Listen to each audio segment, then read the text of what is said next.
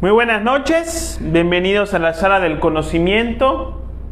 En esta ocasión tenemos un tema muy importante, un tema que es fundamental en el despertar de la conciencia y también bastante popular.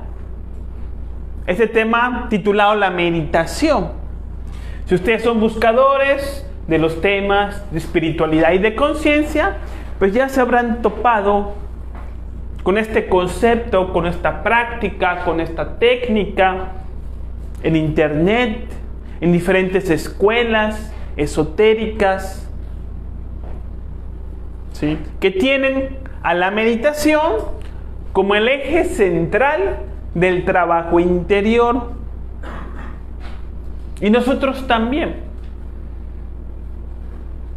La meditación es uno de los pilares fundamentales del autoconocimiento. Tanto la meditación como la autoobservación son los dos pilares fundamentales de la psicología, en los cuales nos podemos apoyar para lograr los cambios que nos proponemos, para liberarnos del sufrimiento y de muchas cosas que vamos a ver durante la conferencia. Lo interesante de este tema es que vamos a hablar de un aspecto de la meditación poco conocido. No vamos a ahondar en el significado popular de la meditación, sino un aspecto mucho más esotérico, hermético y sobre todo fundamental. Entonces, empezamos con la pregunta de siempre, ¿no? La pregunta que está dirigida hacia el tema de la conferencia. Si el tema de la conferencia es la meditación, pues empezamos preguntándonos ¿qué es la meditación? ¿Qué entendemos por este concepto? Para que después vayamos profundizando en él. Decimos que la meditación es una técnica o una práctica para liberar a la conciencia del condicionamiento de la mente. Entonces, para entender qué es la meditación, ya previamente debemos de haber tenido una noción de lo que es la conciencia y de lo que es la mente. Porque la meditación abarca estos dos aspectos de nosotros mismos. Si no aprendemos a reconocer en nosotros mismos qué es la conciencia y qué es la mente, entonces la meditación va a ser algo incomprensible. Porque la meditación es una práctica para liberar a la conciencia del condicionamiento de la mente, de la psiquis. Cuando nosotros aprendemos a estudiar la psicología del ser humano, cuando aprendemos a autoobservarnos y empezar a estudiar el funcionamiento de nuestra propia mente, nos vamos a dar cuenta de lo negativa que es, de todos los pensamientos exagerados, ilusorios, contradictorios, negativos, nocivos, tóxicos, que frecuentamos todos los días. Y sobre todo que son pensamientos mecánicos y espontáneos, que surgen de la nada, que no tenemos control sobre ellos. Nos vamos a dar cuenta que el funcionamiento de nuestra mente es bastante complicada, difícil de dirigir. A través de la actividad de los diferentes defectos psicológicos, como el temor, como la preocupación, como la ira, como la vergüenza, como la lujuria, como la mentira, entre otros defectos psicológicos que caracterizan nuestras conductas, ¿sí?, pues la mente se acompleja y nuestra vida se dificulta. Entonces, la meditación aparece en la vida del ser humano como una técnica, como una herramienta, como una práctica en la cual vamos a liberar nuestra conciencia, es decir, nuestra atención, de toda esta actividad psicológica cansona, negativa, ilusoria, mecánica, etc. ¿Sí me estoy explicando? Esto es la meditación. Una manera en la que podemos alejarnos del conflicto del pensamiento, que tanto nos agobia, que tanto nos cansa. Existen dos tipos de meditación. La contemplativa, que es la más popular, que es la que ustedes conocen, que es la que practican los yogis en la India, que es la que practican los budistas, ¿sí? Entre otras escuelas de tipo esotérica. Pero vamos a encontrar otro tipo de meditación que es el fundamento del autoconocimiento y el fundamento del curso que nosotros proponemos aquí, que es la meditación reflexiva o la meditación del autoconocimiento, que tiene otra estructura, ¿sí? Entonces, la meditación contemplativa, ¿sí?, como lo vemos aquí con los budistas, pues es una meditación que tiene como fundamento buscar el silencio interior. Es una práctica que busca la paz, la serenidad, ¿sí? Es una práctica que consiste en adoptar una postura, en cerrar los ojos, prestar atención al mundo interior y lograr la liberación de la conciencia a través del silencio de la mente. Entonces, una de las cosas que hay que entender en cuanto al funcionamiento de la mente es que los pensamientos se alteran a través de las impresiones del entorno que nos llegan a través de los 5 sentidos del cuerpo. Es decir, que en la vida, cuando escuchamos algo, cuando vemos algo, cuando tocamos algo y entramos en contacto con un ambiente, es el ambiente lo que hace que la mente reaccione con todos sus contenidos.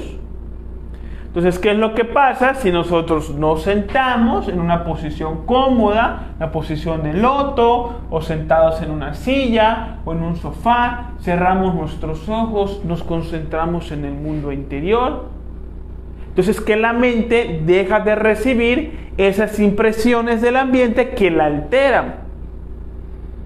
Entonces, gradualmente la mente, es decir, todos los pensamientos compulsivos, exagerados del futuro, del pasado, que nos generan angustia, todos estos pensamientos se empiezan gradualmente a sentar, a desaparecer, porque ya no hay estímulos externos que la alteren, que despierten la inquietud mental. Entonces pasa 1 hora, hora y media, 2 horas, y en este estado de meditación contemplativa vamos a ver cómo los pensamientos se van volviendo cada vez más serenos hasta que empiezan a desaparecer y vamos logrando esa liberación de la conciencia, esa paz, ¿sí? Entonces, según los conocimientos budistas, la meditación contemplativa tiene principalmente 5 pasos. La primera es la sana, que es la postura. Esta es la postura del loto, la postura del Buda, la más popular, pero también se puede hacer acostado, en la cama, en el suelo, con un tapete de yoga, en un sillón, al estilo occidental. Luego viene la segunda parte, que es el pratyahara, ¿sí?, que es la mente en blanco, cesación de los pensamientos, la atención hacia el mundo interior.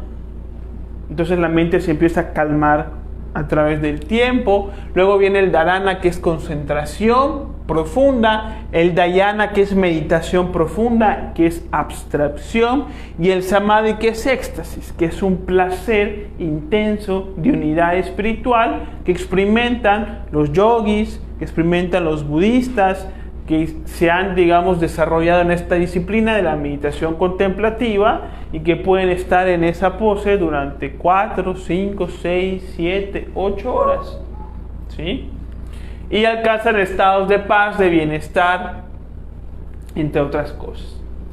Nosotros recomendamos la meditación contemplativa, ¿sí? Inclusive aquí le iremos practicando de vez en cuando, ¿sí? Es importante estar en un estado de paz, es importante alcanzar un estado de bienestar. Hola, adelante. ¿Sí? Es importante la meditación contemplativa, pero no es lo que buscamos. Porque la conciencia se libera del condicionamiento de la mente. ¿Por qué? Porque la mente deja de entrar en actividad. Porque ya no hay un estímulo para que reaccione.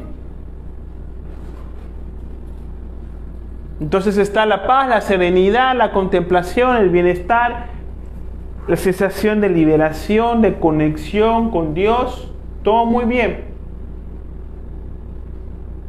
Pero esto se está alcanzando porque la mente ha estado en un estado de inactividad. ¿Qué es lo que pasa cuando terminamos la práctica? Y entonces miramos el celular y tenemos 10 llamadas perdidas de la esposa, del esposo. ¿Qué pasa? Que la mente vuelve a reaccionar y vuelven los pensamientos y vuelve la suposición y vuelve la exageración y vuelve la negatividad y la conciencia vuelve a caer en ese sueño. Entonces, el beneficio de la meditación contemplativa es limitado.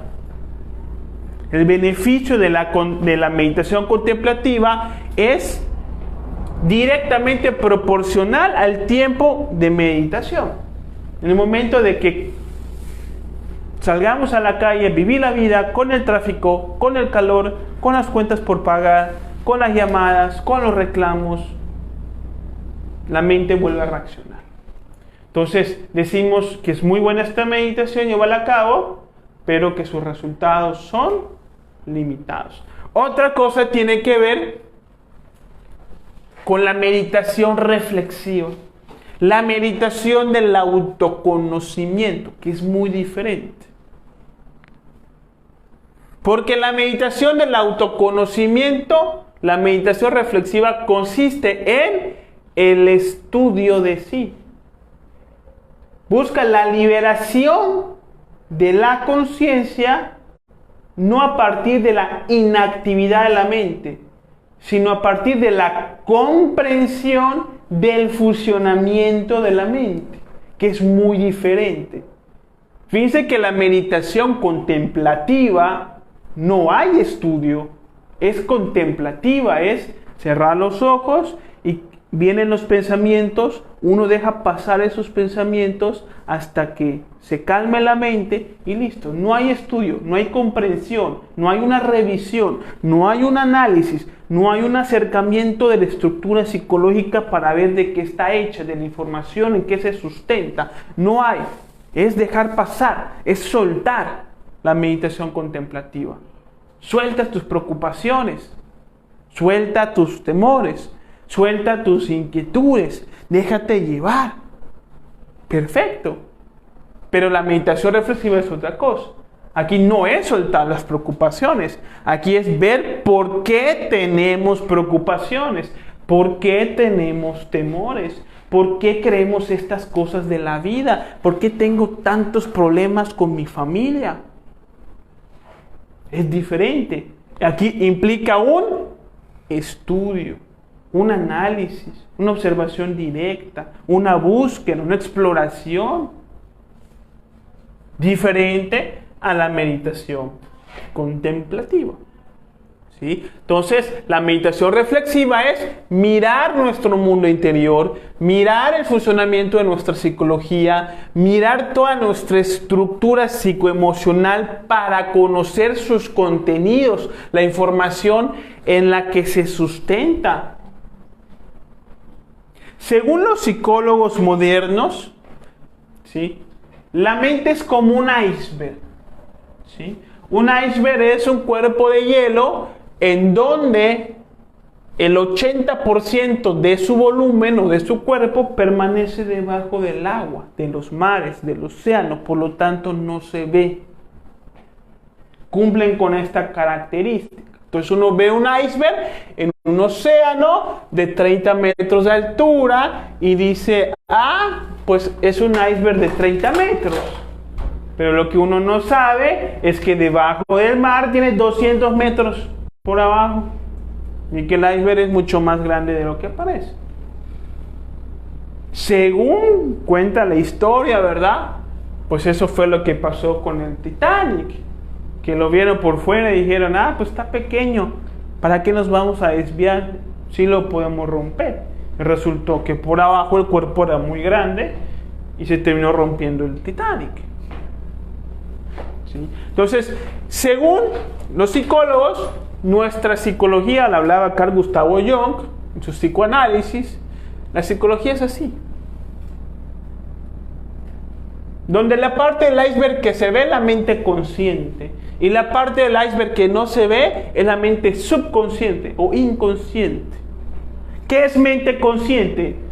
¿Sí? Son todos esos aspectos psicológicos, son todos esos pensamientos que podemos percibir, que podemos fácilmente conocer. Son los pensamientos con los cuales entramos en contacto día a día, que frecuentamos y que sabemos que tenemos. Pero la parte subconsciente se compone de pensamientos, de ideas, de conceptos, de creencias, de traumas, de complejos, entre otras cosas, que no conocemos, que no sabemos que tenemos, que no nos damos cuenta, que no es tan fácil de percibir.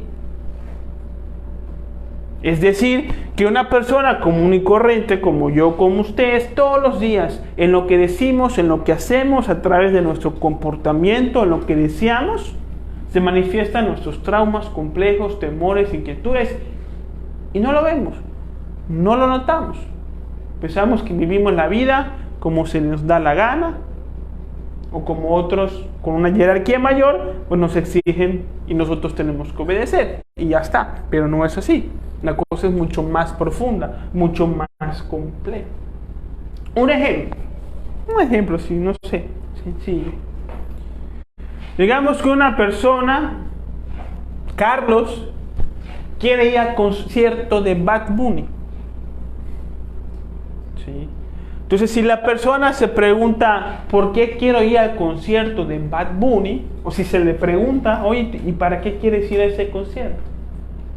Entonces la persona te dice, pues que va a ir mucha gente, va a ser buena la fiesta, van a ir muchas mujeres, ¿no? Esas son sus intenciones de Carlos, ¿no? Divertirse, pasarla bien, conocer mujeres, esas son sus intenciones y por eso quiere ir al concierto. Toda esa estructura psicológica pertenece a la mente consciente. Si yo quiero ir al concierto porque me quiero divertir y porque quiero conocer mujeres. Cualquier persona le va a contestar eso. Esto es mente consciente. Ahora hay un trasfondo psicológico que se desconoce, en donde existen motivos ocultos que están dando origen a ese deseo y que están dando origen a esos comportamientos. Un ejemplo. Sucede que hace un mes, Carlos tenía novia, Alejandra, pero terminaron. Alejandra cortó a Carlos y terminaron. Listo. Y resulta que a Alejandra le gusta mucho la música de Bad Bunny. Y entonces a lo mejor Carlos tiene una intención oculta que hasta él mismo desconoce, de que quiere ir al concierto de Bad Bunny VIP para que Alejandra vea lo que se perdió, para que le dé envidia, para que se arrepienta de haberla dejado, para hacerla sufrir. Entonces hay todo un trasfondo psicológico que él desconoce, un montón de complejos, de falta de aceptación, de falta de superación, entre otras cosas. Búsqueda de reconocimiento que desconoce. Y así con todas las personas, con todas las cosas que hacemos. Hay un trasfondo oculto. un lado muy oscuro, muy perverso, que hace parte de nuestra psicología, que muchas veces desconocemos, y la meditación reflexiva pues está para conocer todo esto. ¿Sí? Conocer nuestras inquietudes, nuestros complejos, nuestros miedos, que dan origen a nuestras conductas que nos generan problemas con los demás. Todo nuestro conflicto con papá, con mamá, con el hermano, con el vecino, con los clientes, con la esposa, con los hijos, son por nuestros traumas, miedos, complejos, inquietudes que tenemos de la vida y que no hemos sido capaces de ver y mucho menos de resolver. Entonces, si nosotros queremos conocer el funcionamiento de un motor, de un coche, por ejemplo, pues tenemos que conocer cuáles son las piezas de ese motor, conocer sus elementos y conocer qué función está cumpliendo cada pieza dentro del conjunto. Están los pistones, está la bujía, entre otras cosas, y hay que conocer cuál es la función que cumple cada cosa dentro del conjunto y que hace que el motor sea un motor y funcione como funciona. Cuando una persona conoce esto, se le conoce como mecánico. Y al tener el conocimiento del funcionamiento de un motor, entonces, ¿qué puede hacer cuando un motor no marcha como debe ser? No puede componer. Entonces son estos mismos principios que estamos aplicando en la psicología. Si queremos comprender el funcionamiento de nuestra psicología, tenemos que desarmar nuestros contenidos psicológicos para ver la información en la que se sostiene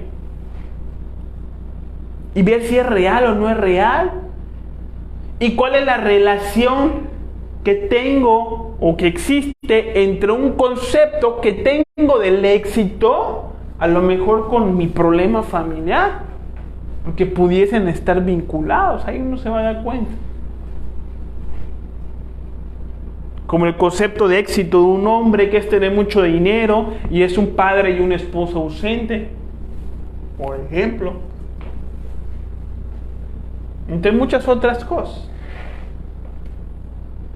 ¿Y qué es desarmar nuestra psicología? Pues empezar a estudiar nuestros pensamientos, empezar a estudiar nuestros sentimientos, empezar a estudiar nuestros deseos, por qué deseamos lo que deseamos, por qué creemos lo que creemos, como dice un socialista por allá,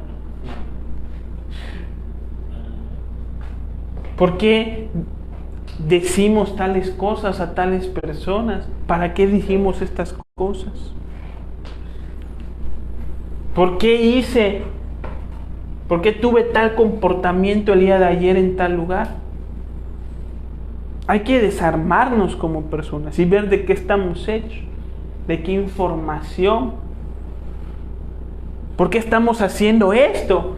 Pues a lo mejor porque mi papá me lo enseñó, pero eso no quiere decir que sea bueno, que sea cierto, que sea útil. Entonces uno se puede dar cuenta, yo hago esto porque mi papá me lo enseñó, pero realmente cuando lo estudio me doy cuenta que no tiene sentido. Hay que echarlo para atrás. Entonces cuando empezamos a estudiarnos a nosotros mismos, entramos en un aspecto de sorpresa, asombro.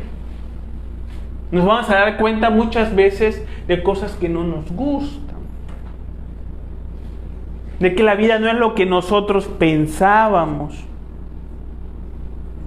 en qué estamos fallando, en qué estamos mal.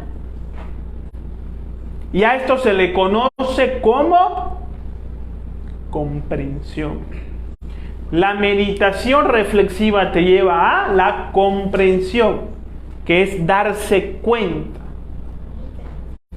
¿Qué es darse cuenta? Es cuando descubres, por ejemplo, que algo que tú considerabas como falso, como irracional, como inferior, exagerado, sin sentido, Cuando te das cuenta que no es así, que sí tiene sentido, que sí hay un motivo, que sí es útil y que sí era verdad. Eso es darse cuenta, eso es comprender. Funciona también a la inversa y es como más duele. Cuando nos damos cuenta que algo que consideramos bueno, útil, necesario, indispensable, real, comprensivo, razonable, cuando lo llevamos a la luz de la meditación reflexiva se cae, no se sostiene, no tiene argumentos, no tiene fundamentos, termina siendo una de las causas que más nos han generado dolor y conflicto.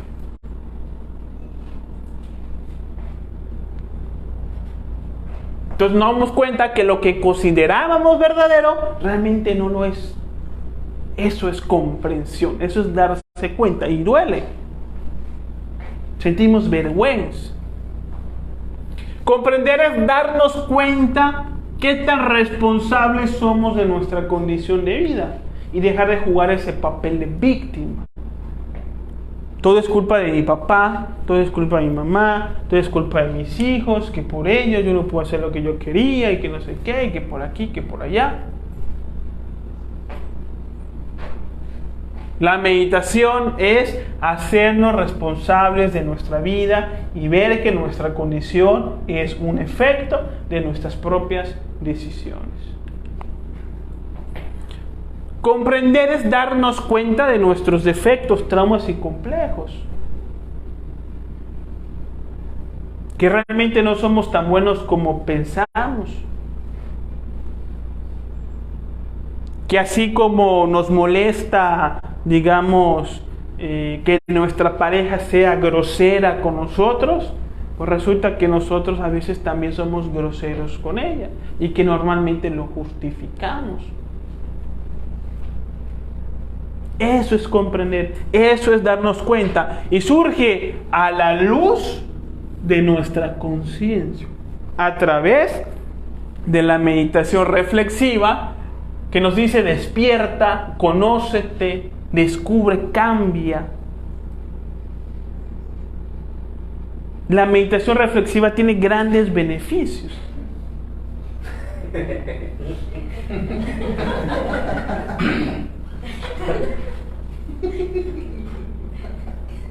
Sí, pero...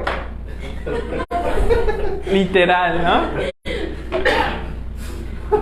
Cuando ustedes logren a través de la meditación reflexiva comprender algo, van a sentir en cierto momento un gran alivio. ¿Sí? Un gran alivio, cierta sanación, cierto consuelo, cierta paz. Cuando nos damos cuenta que estábamos a punto de decir y hacer algo que nos iba a meter en un conflicto terrible y a través de la meditación nos dimos cuenta y decimos, no lo voy a hacer, de la que me salvé. ¿Sí? Alcanzamos la claridad. ¿Sí? Con la meditación reflexiva se va la confusión de la mente, todas las insinuaciones de los defectos y los yoes, y llega la claridad. Vemos qué es lo que está pasando, en qué momento o en qué circunstancia nos encontramos y cómo tenemos que actuar. Claridad. Sabemos qué es lo correcto en un momento. Ya no vamos a dudar. Esto es lo correcto, punto. Hay esa claridad. Encontramos el arrepentimiento cuando nos damos cuenta del daño que hemos hecho a los demás, producto de nuestra ignorancia y de las malas decisiones, de nuestro egoísmo.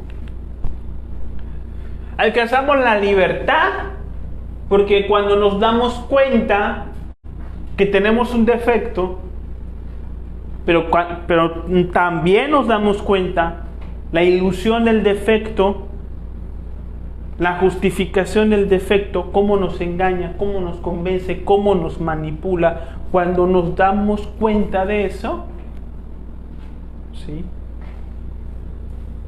ya nos liberamos del mismo defecto. Cuando el defecto se aparece, ya no nos roba la atención. ¿Sí? No sé, es similar como si tú pusieras tu dinero en un cajón y pues no te das cuenta que te agarran dinero tus hijos, ¿no? Pues hasta que un día descubres que tus hijos te meten mano ahí. Entonces, ¿qué haces? Pues guardas el dinero en otra parte y ya no te lo van a robar.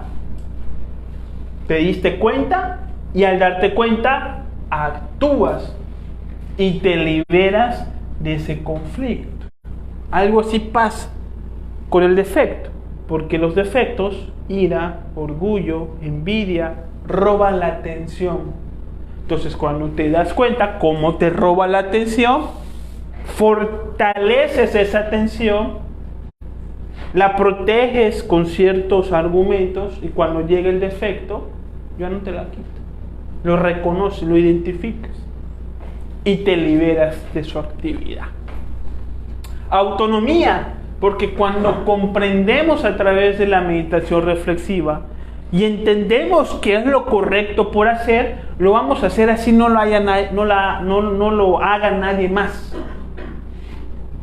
Así la familia no lo haga, así la empresa, los compañeros no lo hagan, así la gente en general no lo haga, uno lo va a seguir haciendo.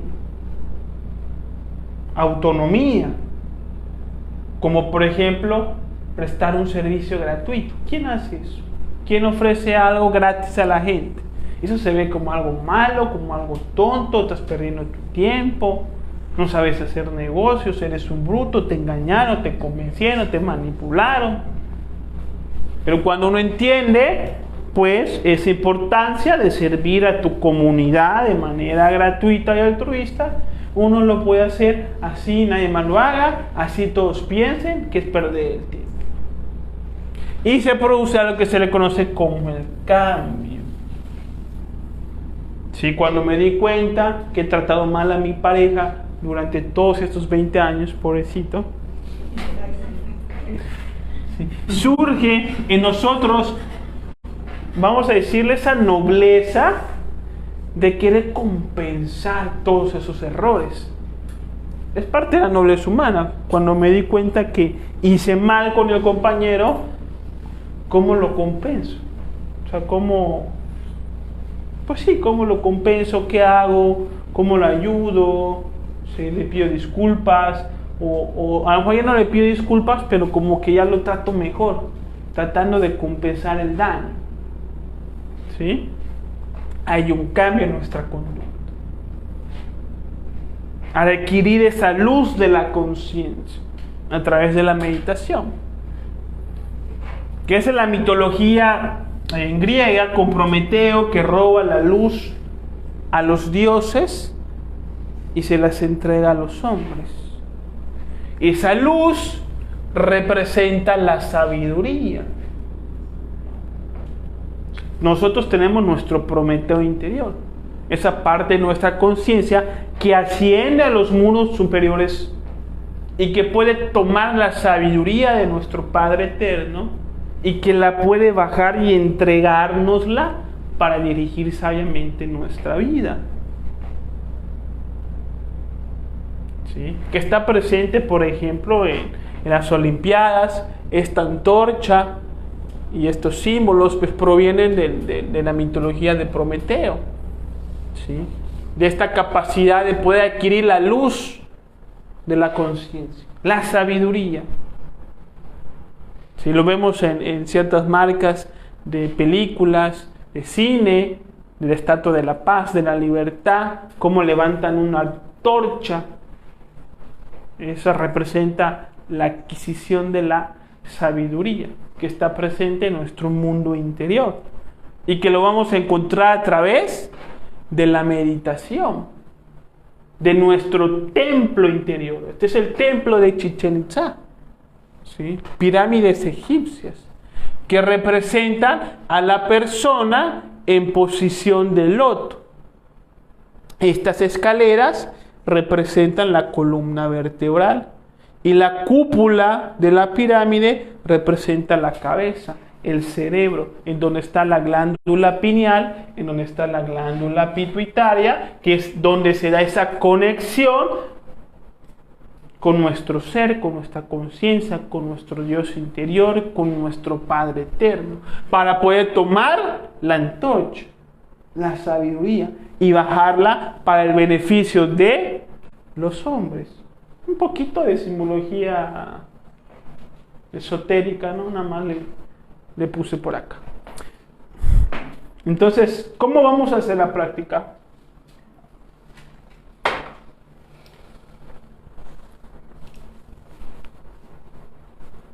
Primero, vamos a ocupar un lugar tranquilo, la sala, el comedor, la cocina, el cuarto, un lugar tranquilo, donde nadie nos moleste.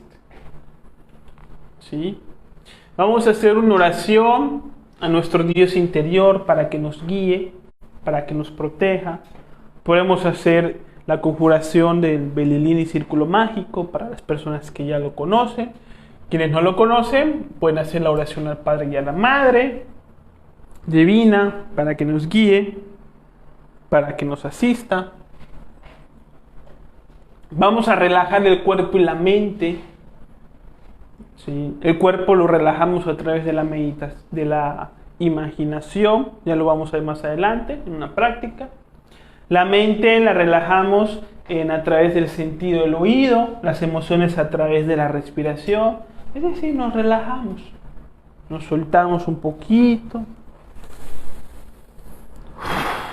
Hacemos unas respiraciones, unos minutitos. Y vamos a empezar la meditación. ¿Sobre qué vamos a meditar? Necesitamos material de estudio. Se puede meditar, por ejemplo, a través de un evento en la vida que generó algún tipo de conflicto. Entonces resulta que hoy me sentí muy irritado, muy angustiado, porque llegó un cliente a la oficina y me reclamó que el trabajo no se lo terminé, cuando sí se lo terminé. ¿No? Entonces eso me inquietó mucho. Bueno, entonces puedo meditar acerca del evento. Entonces voy a recordar esa escena en donde me encontré con el cliente, para empezar a determinar los defectos psicológicos que participaron en la escena. Y de orgullo, envidia, mentira, coraje, odio, resentimiento, un montón de defectos. Y le vamos a ir pidiendo a la Madre Divina que nos vaya eliminando todos esos defectos que vamos descubriendo que entraron en la escena y que nos hicieron decir lo que dijimos, actuar como actuamos y sentir como pues nos sentimos en ese momento. Podemos meditar también acerca de un defecto psicológico en particular. No es que yo quiero meditar acerca de la vergüenza, porque me da a mí, no sé, pedir un favor me da vergüenza, pedir perdón me da vergüenza, hablar en público me da vergüenza, ¿no? Entonces me di cuenta que la vergüenza es un defecto frecuente y que está limitando mi calidad de vida. Entonces vamos a meditar sobre la vergüenza. Entonces, ¿qué vamos a hacer? Primeramente, recordar todos los eventos en donde la vergüenza surgió y cómo complicó el evento y cómo el efecto generó malas relaciones, malas decisiones. Ir viendo la justificación del defecto, los pensamientos del defecto, la ilusión del defecto, sus motivos. ¿Sí? Podemos también meditar acerca, por ejemplo, de los aspectos filosóficos de la vida. Por ejemplo, ¿qué es la felicidad? Entonces uno puede meditar acerca de eso. Quiero comprender qué es la felicidad. quiero comprender qué es el éxito. Quiero comprender para qué vivimos, por qué existe el sufrimiento. Son cuestiones filosóficas de la vida. También se puede meditar sobre eso. Pueden ustedes escoger un tema que les inquiete mucho y entonces profundizar en ese tema y tratar de entender que la sabiduría salga del mundo interior. ¿Sí? Entonces, para poner un ejemplo, pues recordamos un evento, estudiamos todos los yoes que estuvieron en la escena y le vamos pidiendo muerte a nuestra Madre Divina, que es la parte femenina de nuestra conciencia, que es la que nos va a ayudar a eliminar defectos. Madre mía, por favor, elimíname esta ira, elimíname esta envidia, te lo ruego, te lo suplico, por el Cristo, por el Cristo, por el Cristo. Me arrepiento. Y uno entra en esa oración, en ese estado de nobleza y de oración principalmente, ¿no? Bien, vamos con unos ejemplos.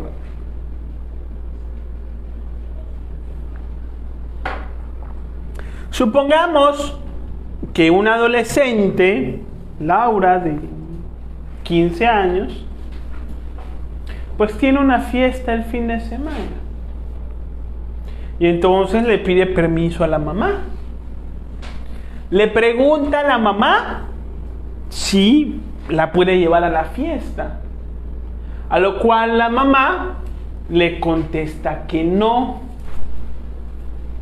Entonces Laura, de 15 años, se molesta, se enoja, le grita a la mamá reacciona, le contesta también, chiquita grosera, y empieza la discusión, y empieza el pleito, y ojalá te mueras, y un día me voy de la casa, y ni te vas a dar cuenta, y todo va a ser por tu culpa, y si algo me pasa, y la mamá, y cuidadito y te vas, y cuidadito y no me hables así, y bueno, ya sabemos estas discusiones, ¿no? Listo, se arma el pleito. El pleito en algún momento termina, ¿no? Cada quien se cierra en su cuarto, y listo. Es que lo que pasa es si, por ejemplo, ya después que se calma Laura, pues quiere meditar, quiere comprenderse, quiere mejorar, cambiar, le interesan estos estudios, vio la conferencia de Víctor, interesante, ¿no? Entonces, ¿qué es lo que va a hacer Laura? Pues se va a preguntar, por ejemplo, al recordar la escena, el pleito con la mamá, ¿por qué me molesté tanto? ¿Por qué me dio tanto coraje? ¿Por qué sentí mucho odio hacia mi mamá? ¿Por qué le insulté tan agresivamente? ¿Por qué me alteré? ¿Cuáles fueron mis motivos, mis emociones? Entonces, por ejemplo, se puede dar cuenta que hay lujuria. ¿Cómo? Pues como la mamá no va a llevar a Laura a la fiesta, pues no va a poder ver Laura al chico que le gusta. Y puede ser que eso haya sido una causa que le haya generado ese disgusto. Ahí encontramos la lujuria. Pero si Laura sigue estudiando la escena, va a seguir descubriendo otros defectos. Porque en una escena hay muchos defectos que participan. Como por ejemplo el temor. Ese puede ser otra causa de su actitud. Porque Laura, al no ir a la fiesta, tiene miedo que Tomás, el chico que le guste, pues conozca a otra. Entonces, viene el disgusto del temor y viene el disgusto de la lujuria. Pero si sigue estudiando, puede encontrar todavía otros defectos, como por ejemplo la vergüenza. Porque resulta que ella siente vergüenza, ¿no? Por lo que sus amigas vayan a pensar de ella, porque mamá no la dejó. Se va a sentir avergonzada del que dirá. Entonces, ahí tenemos otro defecto. Y si sigue estudiando, sigue encontrando. ¿Como cuál? Por ejemplo, la pereza. Porque se da cuenta de que la pereza ha sido un defecto fundamental que ha generado malas relaciones con la mamá. Porque la mamá le dijo, arregla tu cuarto, porque la mamá le dijo, haz tu tarea, y como ella tiene pereza y no limpió su cuarto y no hizo su tarea, cuando va y pide permiso, entonces la mamá le dice, no vas porque no has limpiado tu cuarto y porque no hiciste tu tarea. Entonces, si la niña reflexiona, se da cuenta de que ella misma, con sus defectos, ha hecho de que estas cosas pasen. De que le tiene resentimiento a la mamá por cosas del pasado.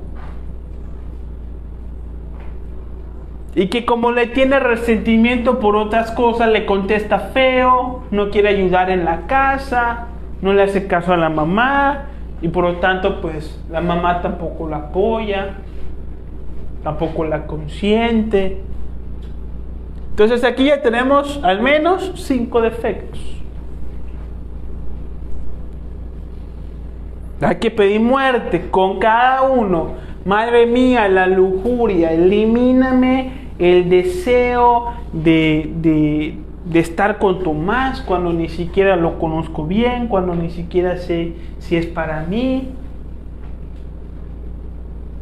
Elimíname el temor de que Tomás conozca otra chica como si fuese fundamental en mi vida. No, madre mía, solamente tú eres fundamental, tú me guías, tú me proteges, estoy contigo. Y así con cada defecto. ¿Qué importa lo que digan los demás, madre mía? Por favor, elimíname la vergüenza. Y así con cada uno. Y uno va a ir viendo, o sea, si Laura hace este trabajo, ¿qué es lo que va a pasar? Que la actitud de Laura con su mamá va a mejorar. Va a ser ya más amable, más participativa en la casa. Y cuando hay otra fiesta y Laura le diga a mamá, ¿me puedes llevar? ¿Qué va a decir mamá? Que sí. Entonces se va a dar cuenta que es uno mismo el que está generando que esas cosas pasen. Ejemplo número 2. Imaginemos que llega el esposo 10 de la noche a la casa y así literal. La esposa molesta, el puño cerrado, el hombre espantado. ¿Qué le pasa a la mujer? Resulta que la mujer está molesta. Entonces la mujer confronta al varón y le dice, tú siempre llegas tarde y nunca me avisas. No sé a dónde diablos te vas. Yo aquí preocupada por ti y tú de fiesta con tus amigos. Pero me las vas a pagar. A mí no me vas a tratar así. Listo. Esto es el reclamo que la mujer le hace al marido.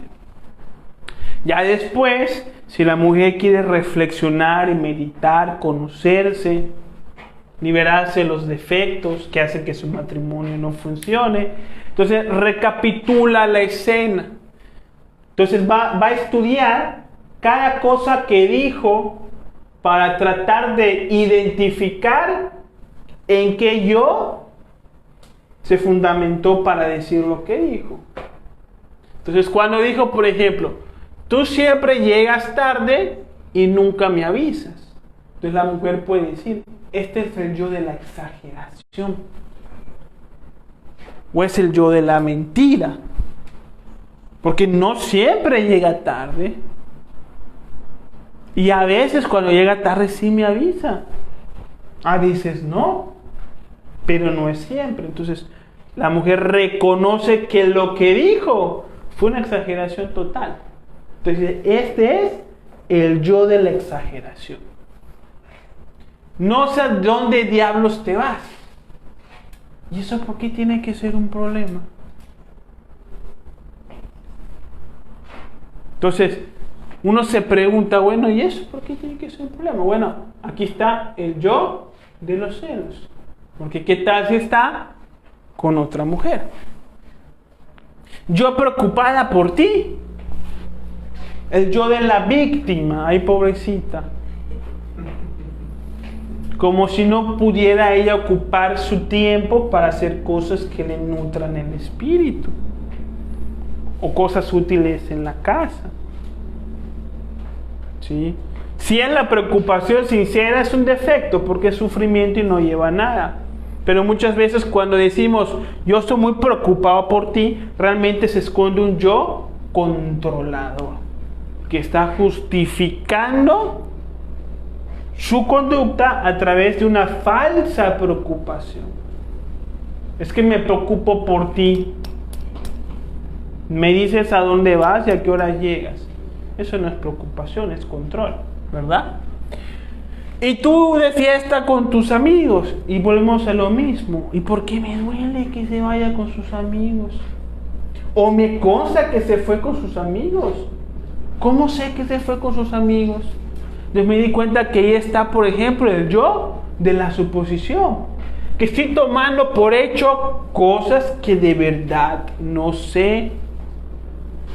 No sabemos si pasó a casa de su mamá, a hacerle un recado a la mamá, o si pasó al banco a sacar dinero, o si pasó a comprar la cena y por eso tardó. Pero me las vas a pagar. El yo vengativo. ¿Acaso, esa sería una pregunta, acaso el error de una persona justifica que yo cometa otro error? El me las vas a pagar es, como me mentiste, te voy a mentir. Como me engañaste, te voy a engañar. Como no me dijiste, pues no te voy a cocinar. No sé, hay un acto de maldad a cambio.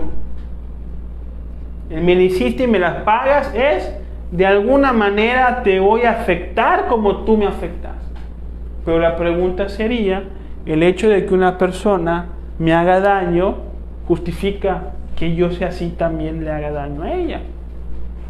Entonces, para entender a los defectos, hay que saber hacer las preguntas precisas. El proceso de meditación reflexiva es un proceso de cuestionamiento. Hay que saber hacer las preguntas a los defectos psicológicos, como si fuesen otras personas. Al yo de la ira, ¿por qué eres así? ¿Por qué te pones así? ¿Para qué? ¿De qué te sirve? ¿Y eso está bien? ¿Qué es lo que generas en los demás? ¿Qué es lo que pasa? A mí no me vas a tratar así. ¿De dónde viene eso? ¿Quién habla así? ¿Quién es el que dice estas cosas? Ah, es el yo del orgullo. Cuestionamos al orgullo. ¿Tratarte cómo?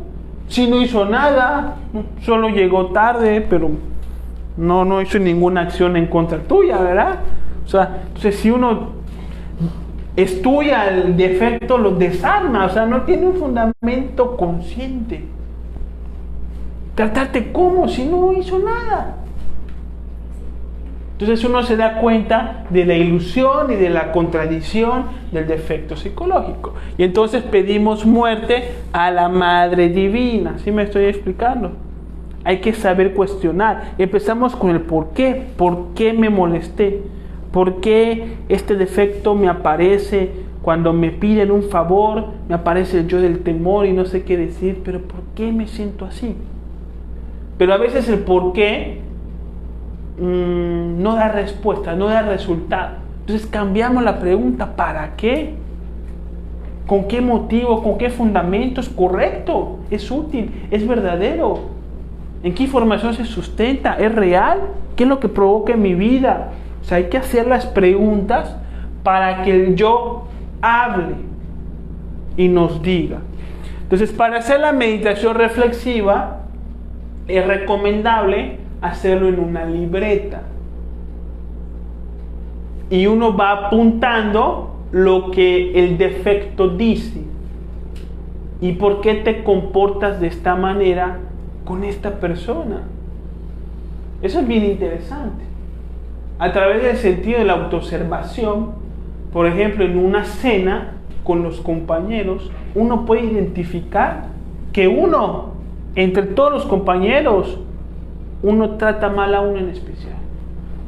Somos muy groseros con uno, muy cínicos con uno, nos cae mal lo que dice esta persona y no sabemos por qué. ¿Por qué tratamos tan mal a esa persona? Hay algo que me llama hacia la silla. Entonces, vamos a meditar y hacer las preguntas al defecto como si fuese otra persona. Que no hay identificación, porque si hay identificación, pues es tuyo la ira y termino molesto. Es tuyo la tristeza y termino llorando. Eso es identificación. Tenemos que estudiar el defecto como si fuese otra persona. Y esta que llora, ¿por qué llora? ¿Qué tiene? ¿Qué le pasa? ¿Por qué se siente así? Y vamos a ir apuntando en la libreta toda la información y conociendo su contradicción.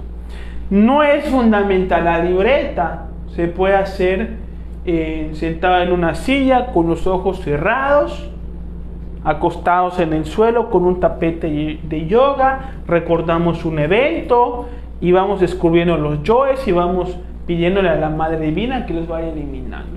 O sea, la libreta no es fundamental, pero sí es muy útil, ¿sí? Y así es como vamos a lograr la liberación de la conciencia. Así como vamos a lograr el conocimiento de sí mismos. Así es como vamos a lograr de nosotros una obra interior. Como vamos a pulir nuestra alma. Cómo nos vamos a desarrollar, a comprender la vida, lo que somos. A salirnos de esos dramas, ilusiones, sufrimientos, expectativas, cólera, estrés, tantas cosas. Y conocer lo que es el sabor vida y el sabor trabajo. ¿Qué es el sabor vida? El sabor vida es un concepto que proviene de los placeres de la identificación. Todos estamos en el sabor vida. Sabor vida es hacer lo que nos da la gana, chismear con los amigos, pasear, tomar, bailar, pasarla bien, comer rico, dormir todo el domingo. Eso es sabor vida, son los placeres vulgares, los que todos tenemos y consentimos mucho, que al final nos llevan a todos los conflictos que tenemos por diferentes motivos que ustedes tienen que descubrir en sus meditaciones. Otra cosa es el sabor trabajo, que hace referencia a un cierto tipo de placer que logramos sentir cuando comprendemos algo. Es un cierto placer que surge en nuestra vida cuando nos damos cuenta que ya no somos el mismo de antes. Cuando te das cuenta que a través de tus meditaciones ya hay ciertas cosas de la vida que ya no te molestan y que antes sí que te molestaban. Entonces, cuando te das cuenta de que esas cosas ya no te afectan, hay un placer que sentimos. Y ese placer es el que llamamos el sabor trabajo. Cuando conocemos el sabor trabajo, cuando vemos y sentimos el resultado de nuestros esfuerzos, nos vamos a dar cuenta que la meditación reflexiva es totalmente fundamental.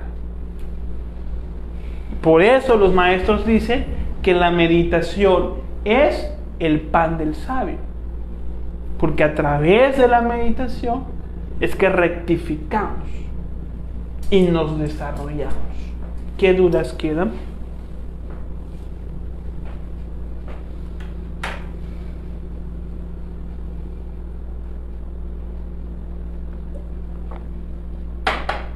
Vamos a revisar internet. Amada dice buenas noches. Genaro, como siempre, conectado, buenas noches. Isaac, buenas noches. May, muy interesante. Gersaim, buenas noches. O Gersaim. Gabriel, conectado igual, como siempre. Buenas noches a todos. Isaac nos dice, al meditar nos volvemos el observador. Así es, al meditar nos dividimos en el observador y el observado. El observador es la conciencia, la atención, nosotros mismos, y el observado es la mente con todos los defectos y sus contenidos. Pedro dice, saludos a todos. Un poco más los que están en presencial. Bueno, pues ahí está. Parece que no hay dudas, parece que no hay inquietudes. Quiero trabajar, por ejemplo, en el orgullo, que es un defecto, creo que es que casi todos tenemos, en especial una persona, pero ¿cómo puedo trabajar a través de la meditación ese defecto? Puedes empezar primero recordando las escenas en donde el orgullo salió y dándote cuenta la mala relación que te provocó, el conflicto, el sufrimiento, y a través de ese recuerdo de esas escenas tratar de conocer cómo el defecto se justificó, cómo el defecto se motivó a ser así, darse cuenta de cómo aparece como un mecanismo de defensa, de cómo a través de la exageración quiere darse valor, entre otras cosas. ¿Sí? Entonces, tienes que hacer la práctica y ahí tu conciencia es la que te guía. Como Pepe el Grillo le dijo a Pinocho, deja que tu conciencia te guíe. Tengo dos dudas. La primera es que cuando estamos en la meditación contemplativa, a mí me pasa de que vienen los pensamientos, en verdad que dejarla en blanco es un verdadero reto. Entonces tú hablabas de soltar, o sea, viene el pensamiento, pero yo, o sea, no hay momento en que sienta que quede en blanco, porque decías, deja que venga, ¿no? ¿En qué momento? Los pensamientos empiezan a cesar por dos motivos. Primero tiene que ver con el factor tiempo, ¿sí? O sea, el tiempo en que la mente va a dejar de recibir impresiones y por lo tanto va a dejar de reaccionar al entorno. Pues cuando tú empiezas a meditar, pues experimentas muchos pensamientos.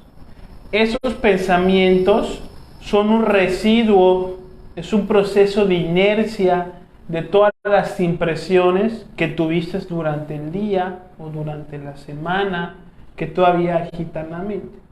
Entonces, con el factor tiempo, pues la mente poco a poco se va asentando. El tiempo depende qué tan inquieta esté la mente. Si la mente está muy inquieta, pues es mucho tiempo, que puede ser horas.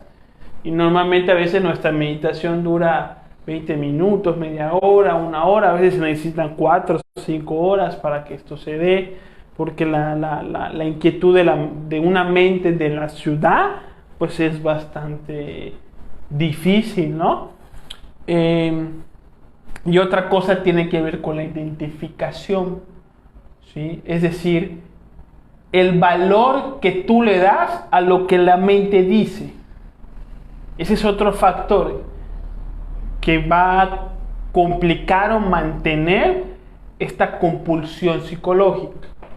¿Qué tanta atención le das? ¿Qué tanta atención le prestas? ¿Qué tan importante es eso para ti? ¿Sí? Mientras más te identifiques con la mente se fortalece y no para de hablar.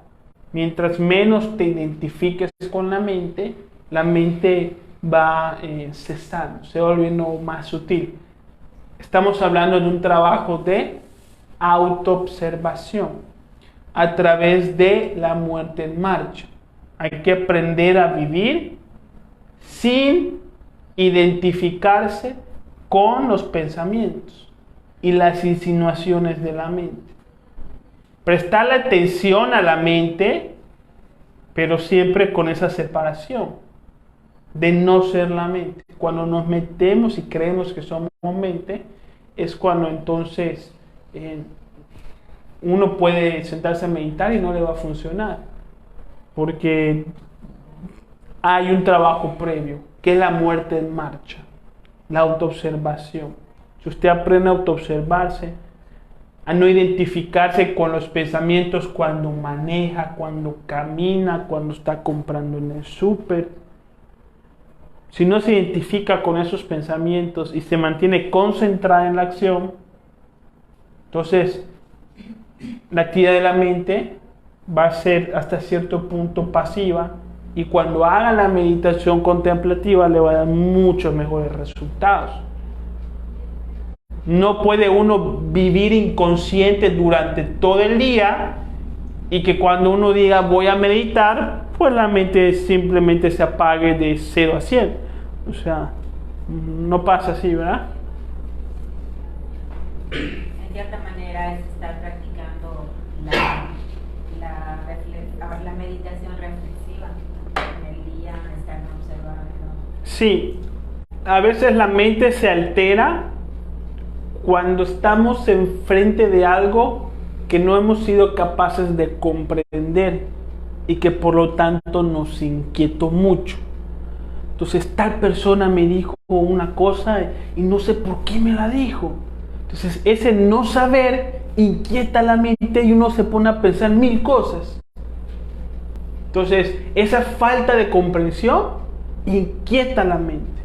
Entonces si nos metemos a la meditación reflexiva y vamos a comprender todo lo que está allá, entonces la mente se va calmando. ¿Sí? Entonces hay que meditar reflexivamente todo aquello que nos inquieta. Entonces la mente se va a ir calmando. ¿Sí? Es todo un trabajo. La meditación se tiene que hacer diario. Disciplinarnos 1 hora diaria, de preferencia en las mañanas, antes de las actividades.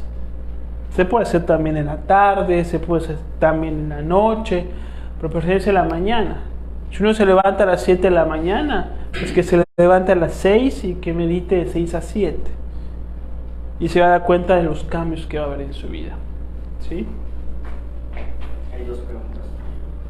Maggie pregunta, ¿cómo se puede trabajar cuando un compañero de trabajo hace acciones para perjudicarte y a través de eso te hacen llamado de atención sin tener culpa?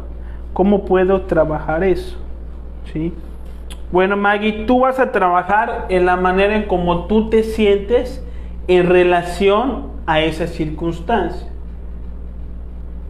Un ejemplo, cuando te echan la culpa de algo que no hiciste, quien sea, puede ser la esposa, puede ser los hijos, puede ser en el trabajo, quien sea.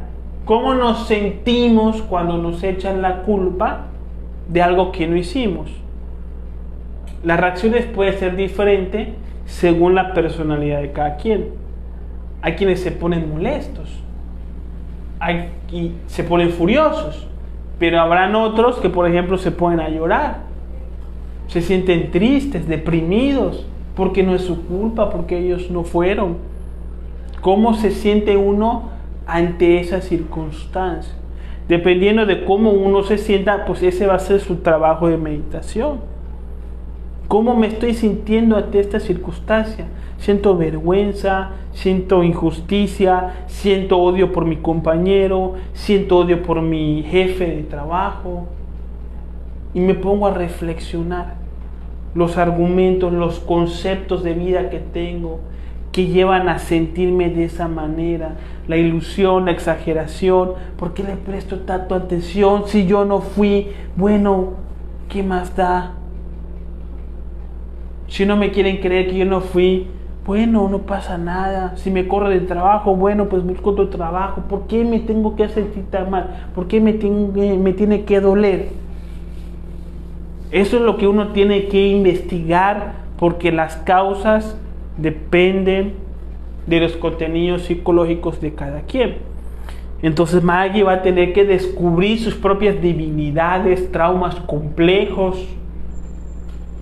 Y cuando los comprenda va a sentir, puede ser que en un inicio susto, pero ya después sentirá alivio cuando logre transformar esas impresiones. Pedro dice, no soy yo la pregunta. Rita dice, una vez identificado el ego, ¿cómo podemos eliminarlo? Rita, aquí lo que tenemos que hacer es mucha oración sincera. Mucha oración. No es decir, madre mía, mátame la ira. Y ya está. No, es meterse en un entorno de oración que puede durar 5 minutos, 10 minutos, media hora, 1 hora, según la convicción de cada persona. Mientras más lo haga uno, mejores resultados. Madre mía, elimíname la ira. Ya no quiero tener problemas con los demás. Ya no quiero discutir, pelear, sufrir, hacer sufrir a los otros. Esto no tiene sentido. Yo quiero ser bueno, quiero llevarme bien con todos, quiero salir adelante. Te suplico tu poder, tu presencia. Ven conmigo, acompáñame, te invito. Vamos a mi trabajo, estate conmigo, no permitas que el defecto me gane. Y uno se mete en ese ambiente de oración y van a ver los cambios. Quien haga, madre mía, elimíname la ira, y está burro, no va a pasar nada. Sí, cuando lo digo es una síntesis, realmente es algo que requiere espíritu, ¿no?